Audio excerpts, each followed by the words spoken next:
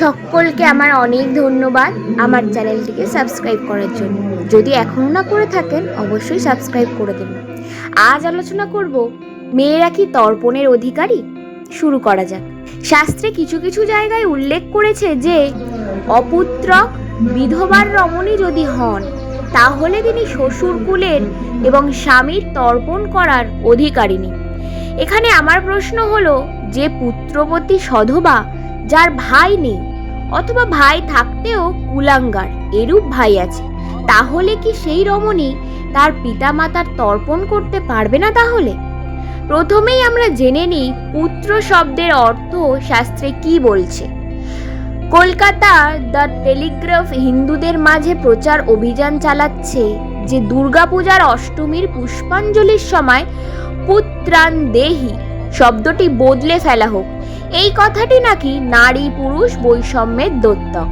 তাই মন্ত্রের এই কথাটি তারা সন্তানান দেহি করতে চান, যাতে মানুষ কেবল পুত্র নয় পুত্রীর কামনাও করতে পারে। এই প্রবন্ধে আমরা দেখব এই পরিবর্তন কামনা কেবল অপ্রয়োজনীয়ই নয়, ভ্রান্তিপূর্ণও বটে।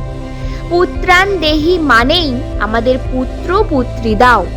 পুত্রান দেহি কথাটির দুটো অর্থ হয়, আমাদের বহু পুত্র দাও, আমাদের বহু পুত্রী ও পুত্র দাও। বিষয়টি অবধান করতে সংস্কৃত ব্যাকরণের এক শেষ সূত্র বুঝতে হবে। পুংলিঙ্গের দ্বিবচনে এক স্ত্রী এবং এক পুরুষকেও বোঝায়, সেরকম পুংলিঙ্গের বহু বচনে বহু স্ত্রী এবং বহু পুরুষও বোঝায়। প্রথমত পুংলিঙ্গের দ্বিবচনের উদাহরণ নেওয়া যাক।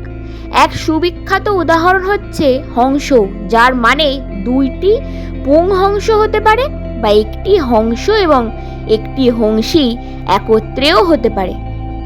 হংসী চ হংসশ্চ হংসৌ, একটি হংসী এবং একটি হংস হংসৌ।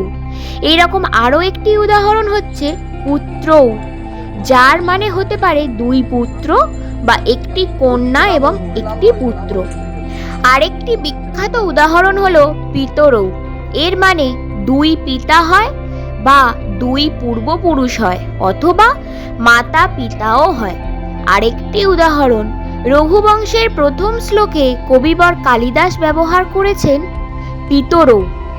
জগতঃ পিতরৌ বন্দে পার্বতী পরমেশ্বরৌ, জগতের মাতা পিতা পার্বতী এবং শিবকে আমি বন্দনা করি।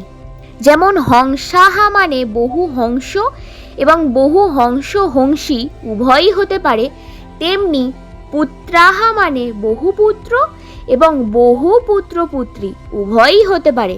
পুত্রান দেহি বলতে পুত্র পুত্রী দাও বোঝায়। দ্য টেলিগ্রাফের প্রচার অভিযানের কথায় মোজে মন্ত্র পরিবর্তনের কোনো প্রয়োজন নেই। পুত্রান শব্দটির দ্বিতীয় অর্থটিই গ্রহণ করলে চলবে। শেষ কথা, সন্তান দেহি অসার্থক, কারণ মন্ত্রের অনুষ্টুপ ছন্দকে তা ব্যাহত করছে। মূল শ্লোকের পুত্রান দেহি ধনম দেহি এই পদটিকে 8টি অক্ষর আছে, যেমনটি অনুষ্টুপ ছন্দে থাকে।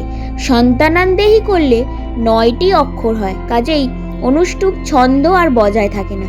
তাহলে বোঝাই যাচ্ছে যে শাস্ত্রে পুত্রান শব্দে পুত্র কন্যা দুই বোঝানো হয়েছে। তাহলে মেয়েদের তর্পণের অধিকার থেকে বঞ্চিত কেন করা শুধু শুধু? এটা তো সম্ভব নয়।